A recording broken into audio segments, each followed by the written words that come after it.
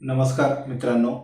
आज आपण कृत्रिम बुद्धिमत्ता, आर्टिफिशियल इंटेलिजन्स आणि लोकप्रशासन या कोर्सच्या संदर्भात सुरुवात करणार आहोत. मुख्यतः याच्यामध्ये या कोर्समध्ये एकूण 12 मॉड्यूल्स दिलेले आहेत. त्यातला पहिला मॉड्यूल्स लोकप्रशासनाचा परिचय, अर्थ आणि आर्टिफिशियल इंटेलिजन्सचा परिचय आपल्याला या पहिल्या मॉड्यूल्समध्ये करून घ्यायचा आहे.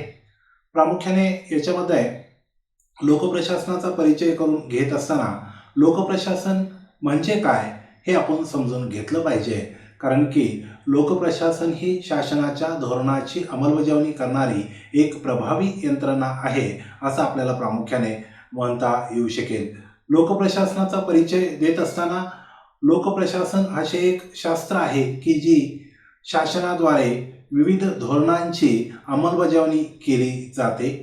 लोकप्रशासन म्हणजे शासनाच्या कार्यप्रणालीचे आत्मा आहे असं देखील म्हटले जाते. समाजातील गरजा पूर्ण करण्यासाठी त्याचबरोबर मुख्यतः नियोजन असेल, समन्वय असेल, मार्गदर्शन असेल, नियंत्रण असेल यासारख्या सेवा पुरवण्यासाठी प्रशासनाच्या वतीने मुख्यतः लोकप्रशासनाची यंत्रणा ही कार्य करताना आपल्याला दिसून येते. लोकांच्या कल्याणकारी योजना प्रभावीपणे राबवण्यामध्ये लोकप्रशासनाची भूमिका अतिशय महत्त्वाची आहे. म्हणजे शासकीय योजनांची अंमलबजावणी करण्याचं कार्य हे प्रामुख्याने लोकप्रशासनाच्या वतीने केलं जातं. असं देखील म्हटलं जाऊ शकतं की हे अंमलबजावणी करणारी महत्त्वपूर्ण यंत्रणा आहे. आज आपण पाहतो की कोणत्याही देशातील समाजाची प्रगती त्या देशातील सार्वजनिक धोरणांची अंमलबजावणी करणाऱ्या लोकप्रशासनाच्या भूमिकेवर अवलंबून असते. म्हणूनच आधुनिक काळात लोकप्रशासन व्यक्तीच्या सामाजिक जीवनाचा भाग बनला आहे असे देखील आपल्याला या ठिकाणी म्हणता येईल. प्रत्येक व्यक्ती एका अर्थाने आपल्या जीवनाची प्रशासक असू शकते. वस्तुतः मानवाच्या व्यक्तिगत आणि सामाजिक जीवनामध्ये किंवा विकासामध्ये जे काही नियोजित प्रयत्न केले जातात त्या प्रयत्नात प्रशासकीय प्रक्रियेचा मोठ्या प्रमाणात अंतर्भाव असतो असं आपल्याला म्हणता येऊ शकेल. लोकप्रशासनामध्ये प्रामुख्याने ध्येयाची, धोरणांची, कार्याची, शासनाने ठरवून दिलेल्या घटकांची अंमलबजावणी प्रभावीपणे केली जाते. लोकप्रशासनात आणखी एक महत्त्वाची यंत्रणा आपल्याला या ठिकाणी सांगता येऊ शकते की धोरणाची निर्मिती करण्यामध्ये देखील लोकप्रशासनाची यंत्रणा महत्त्वपूर्ण काम करत असते. दैनंदिन जीवनामध्ये प्रत्येक कृती शासकीय स्वरूपाची असते असे मात्र म्हणता येणार नाही. विशिष्ट उद्दिष्ट साध्य करण्यासाठी नियोजन असेल, संघटन असेल, मार्गदर्शन असेल, योजनाबद्ध पद्धतीने प्रयत्न करून मुख्यतः त्याची सामान्य जनतेपर्यंत ती योजना प्रभावीपणे कशी त्या व्यक्तीपर्यंत मिळेल यासाठी प्रशासनाच्या वतीने प्रयत्न हे केले जात असतात. अर्थात लोकप्रशासनाची प्रक्रिया व्यक्तिगत प्रयत्नाशी संबंधित नसून मुख्यतः सांघिक प्रयत्नांशी निगडीत आहे. ज्यात अनेक व्यक्तींच्या सामूहिक प्रयत्नांचे सुसंगतरित्या विशिष्ट हेतू साध्य करून घेतले जातात. त्यालाच लोकप्रशासनाची यंत्रणा असे आपल्याला प्रामुख्याने सांगता येऊ शकेल. सरकारी किंवा शासकीय स्वरूपाच्या संघटनांतील प्रशासकीय प्रक्रियेचा समावेश लोकप्रशासनात होत असतो. प्रशासन ही एक सांघिक प्रक्रिया आहे. एखाद्या मानवी समूहाने विशिष्ट हेतू साध्य करण्यासाठी केलेल्या विवेकपूर्ण सांघिक प्रक्रियेला प्रशासन म्हणता येऊ शकेल. अशा प्रकारची प्रक्रिया जेव्हा खाजगी स्वरूपाच्या संघटनांमध्ये किंवा संघटनेतील कार्यांशी संबंधित असते तेव्हा ते खाजगी प्रशासन म्हणून देखील ओळखले जाते. परंतु जेव्हा ही प्रक्रिया केंद्र, राज्य अथवा स्थानिक सरकारच्या संघटनांमधून घडत असते तेव्हा ती लोकप्रशासनाची यंत्रणा म्हणून देखील ओळखली जाते. खाजगी प्रशासन मुख्यतः उत्पादनासाठी, नफ्यासाठी ओळखले जाते, तर लोकप्रशासनाची यंत्रणा जास्तीत जास्त लोकांना चांगल्या स्वरूपामध्ये सेवा देण्यासाठी ओळखली जाते. साहजिकच लोकप्रशासन हे देशाच्या सार्वजनिक धोरणांच्या अंमलबजावणीमध्ये अतिशय महत्त्वाचं शास्त्र आहे किंवा एक महत्त्वाची यंत्रणा आहे असं देखील आपल्याला प्रामुख्याने या ठिकाणी म्हणता येऊ शकेल. लोकप्रशासन ही केवळ कायद्याची अंमलबजावणी करणारी संस्था नाही, तर ती एक गतिशील प्रक्रिया आहे जी शासन व लोकांमध्ये दुवा म्हणून काम करते. समाजात सामाजिक न्याय, मुख्यतः कल्याण, कार्यक्षमता, पारदर्शकता, उत्तरदायित्व व लोकसहभाग यांना चालना देणारी एक महत्त्वपूर्ण यंत्रणा म्हणजे लोकप्रशासनाची यंत्रणा होय. लोकप्रशासन केवळ शासकीय कार्यापुरते मर्यादित नसून ते सरकारच्या धोरणांची अंमलबजावणी, योजनांचे नियोजन, वित्तीय व्यवस्थापन, कर्मचारी नियोजन, कायद्याचे पालन तसेच विविध सामाजिक, आर्थिक, राजकीय प्रक्रिया चालवण्यात केंद्रस्थानी असते असे म्हणता येऊ शकेल. लोकप्रशासनाचा जनक म्हणून वुड्रो विल्सन, अमेरिकन राष्ट्राध्यक्ष, माजी राष्ट्राध्यक्ष यांना ओळखले जाते. वुड्रो विल्सन लोकप्रशासनाचा अर्थ सांगताना असे म्हणतो की कायद्याची सविस्तर आणि पद्धतशीरपणे अंमलबजावणी म्हणजे लोकप्रशासन होय.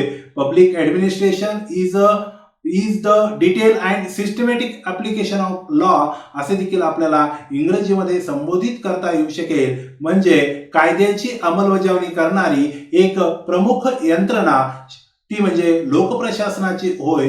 त्याचबरोबर LD व्हाईट नावाचा देखील अभ्यासक लोकप्रशासनाचा अर्थ सांगताना असे म्हणतो की लोकप्रशासन म्हणजे शासनाचे सततचे सामूहिक व सार्वजनिक व्यवहाराचे कार्यान्वयन करणारी यंत्रणा म्हणजे लोकप्रशासन होय. या दोन्ही व्याख्यांवरून आपल्याला असे म्हणता येऊ शकेल की लोकप्रशासनाची यंत्रणा शासनाच्या प्रभावी धोरणांसाठी, प्रभावी अंमलबजावणीसाठी ओळखली जाणारी एक महत्त्वपूर्ण यंत्रणा आहे असे देखील आपल्याला या ठिकाणी सांगता येऊ शकेल.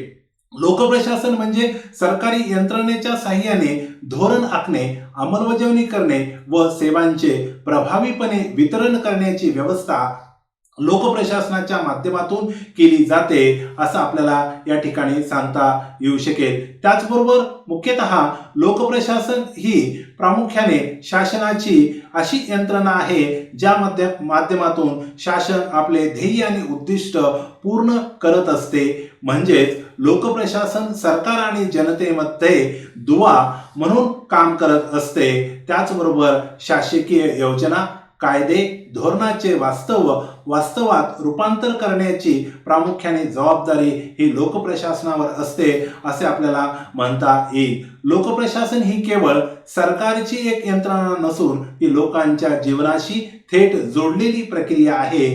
हे प्रशासन कायद्याच्या अंमलबजावणीत, लोककल्याणकारी योजनांमध्ये, आपत्ती व्यवस्थापन, सार्वजनिक सेवा, सामाजिक सुधारणा यामध्ये महत्त्वपूर्ण भूमिका बजावते असे देखील आपल्याला या ठिकाणी म्हणता येऊ शकेल. आधुनिक काळामध्ये लोकप्रशासनाची यंत्रणा लोकाभिमुख, पारदर्शक, उत्तरदायित्व, तंत्रज्ञान स्नेही, लोकसहभाग सुनिश्चित करण्यासाठी लोकप्रशासनाची भूमिका महत्त्वाची आहे. म्हणजेच आधुनिक काळामध्ये जास्तीत जास्त लोकांना सेवा देण्यासाठी प्रामुख्याने आर्टिफिशियल इंटेलिजन्स AI कृत्रिम बुद्धिमत्तेचा वापर करून लोकाभिमुख व्यवस्था निर्माण करण्यासाठी आज AI ची भूमिका ही अतिशय महत्त्वाची आहे असं आपल्याला या ठिकाणी सांगता येऊ शकेल. लोकप्रशासनामध्ये आधुनिक काळात कृत्रिम बुद्धिमत्ता म्हणजेच आर्टिफिशियल इंटेलिजन्स AI चा वापर मोठ्या प्रमाणात होताना दिसून येतो.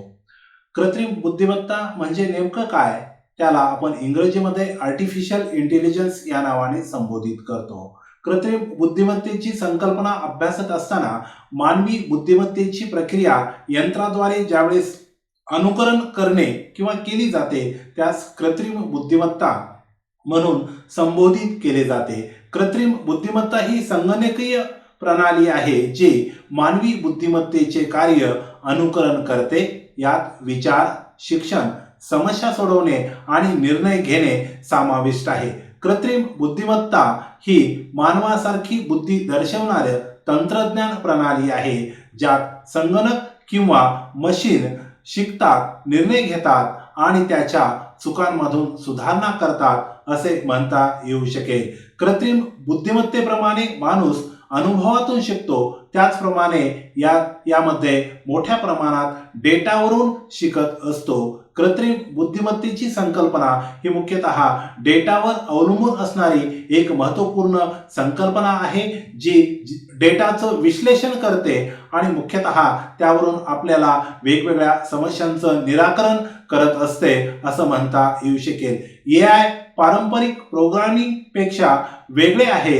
हे प्रामुख्याने डेटा या आधारावर शिकविले जात असते. यामध्ये मशीन लर्निंग असेल, डीप लर्निंग असेल, नॅचरल लँग्वेज प्रोसेसिंग असेल, यासारख्या महत्त्वाच्या शाखांचा समावेश मुख्यतः आर्टिफिशियल इंटेलिजन्स मध्ये किंवा कृत्रिम बुद्धिमत्तेच्या माध्यमातून होत असतो. मुख्यतः लोकप्रशासनाच्या माध्यमातून याचा वापर करत असताना संगणकीय प्रणाली भाषा समजू शकतो किंवा कृत्रिम बुद्धिमत्ता ही मुख्यतः चित्रे ओळखते, त्याचबरोबर विविध परिस्थितीत निर्णय देखील घेऊ शकते. म्हणजे कृत्रिम बुद्धिमत्ता ही संगणक मानवी भाषा प्रामुख्याने समजून घेऊन त्याचे विश्लेषण देखील करते असं म्हणता येऊ शकेल. AI म्हणजे सॉफ्टवेअर मधील बुद्धिमत्ता आहे तर असे आपल्याला म्हणता येऊ शकेल,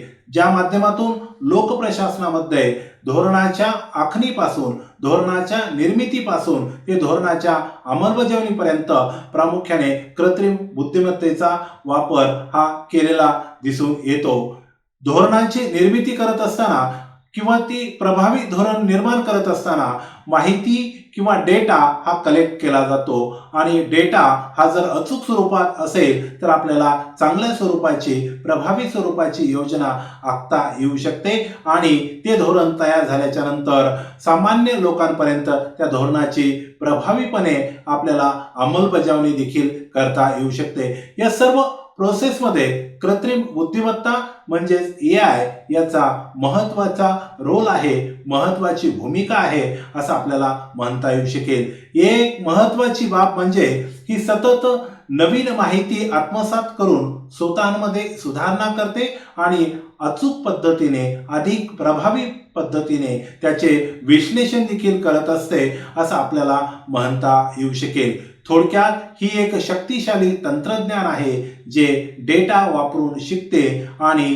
मानवासारखी कार्य करू शकते. प्रामुख्याने लोकप्रशासनामध्ये कृती बुद्धिमत्ता आणि आर्टिफिशियल इंटेलिजन्स यासारख्या मोठ्या प्रमाणात यंत्रणांचा किंवा संकल्पनांचा वापर मोठ्या प्रमाणात होताना दिसून येतो. आज धोरणांची प्रभावी अंमलबजावणी कशी करता येऊ शकेल, लोकांना कमीत कमी वेळांमध्ये जास्तीत जास्त सेवा प्रशासनाच्या माध्यमातून कशा पुरवल्या जाऊ शकतात यासाठी सतत संशोधन केले जाते. त्यामध्ये AI ची भूमिका अतिशय महत्त्वाची आहे किंवा आपल्याला ती दिसून येते. यासाठी कृत्रिम बुद्धिमत्ता किंवा AI चा वापर आज प्रशासनामध्ये केलेला दिसून येतो. AI एक तंत्रज्ञान आहे आणि ते तंत्रज्ञान प्रामुख्याने मुख्यतः डेटाच्या आधारावर, डेटा जमा केल्याच्या नंतर त्या डेटाच्या आधारावर ते विश्लेषण करत असते. आपल्याला सोप्यात सोप्या पद्धतीने संगणकाचा प्रयत्न मुख्यतः दिसून येतो, परंतु त्यामागची भूमिका डेटांचं अनालिसिस करून ते सविस्तरपणे मांडण्याचं काम कृत्रिम बुद्धिमत्ता AI आर्टिफिशियल इंटेलिजन्सच्या माध्यमातून केलेलं आपल्याला दिसून येतं. ज्यामध्ये महत्त्वाची बाब म्हणजे सतत नवीन माहिती आत्मसात करून स्वतःमध्ये सुधारणा केली जाते आणि ती सुधारणा करून जास्तीत जास्त सोप्या पद्धतीमध्ये विश्लेषण करण्याचं काम देखील AI च्या माध्यमातून दिसून येतं आणि ती प्रामुख्याने जनतेच्या किंवा विचारलेल्या प्रश्नाला जास्तीत जास्त सोयीस्कर पद्धतीने डेटा आणि मुख्यतः त्याचे अनालिसिस केलेले आपल्याला दिसून येते. कृत्रिम बुद्धिमत्तेचा वापर आज प्रामुख्याने जास्तीत जास्त प्रमाणात होताना आपल्याला दिसतो. कृत्रिम बुद्धिमत्ता AI ही व्यावसायिक ओळख व्यक्तीच्या परस्पर संबंधामध्ये निर्माण होणारी एक महत्त्वपूर्ण बाब आहे असे आपल्याला म्हणता येऊ शकेल.